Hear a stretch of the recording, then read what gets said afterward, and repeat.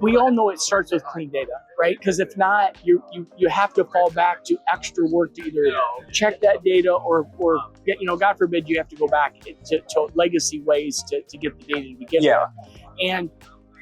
And the other thing I'd say, Jacob, is it really undermines anybody's trust in the actual warehouse itself.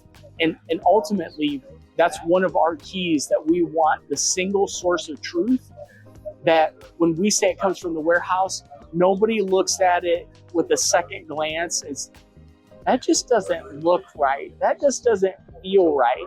And so by being able to talk about quality so early in the process, with all of the data sources that we bring on and the new ones that we want to bring on, I can tell you that I get a lot of appreciation from my peers when I talk about them needing to have trust and me wanting them to have trust in the data.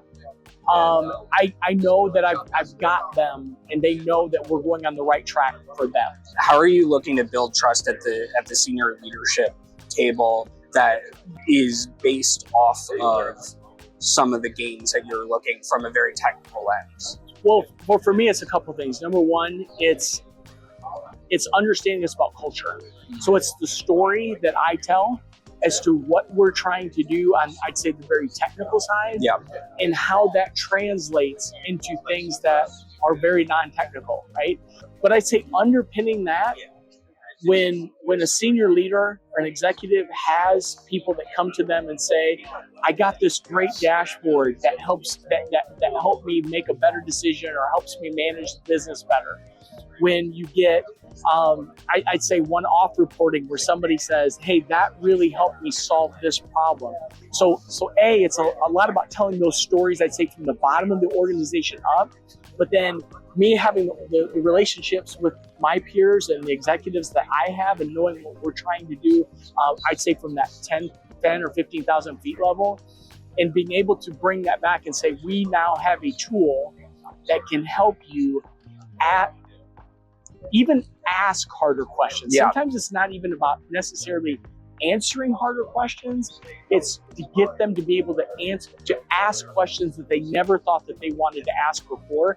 And then that just feeds off of each other, right? You get somebody thinking about something in a different way, that leads to the second, third, fourth, very different question than they may have ever started off thinking about before. Having gone live just a few weeks ago, when our VP of commercial and ag lending got one of his very initial dashboards, and he came flying out of his office and he was just like, this is more than I've ever had before.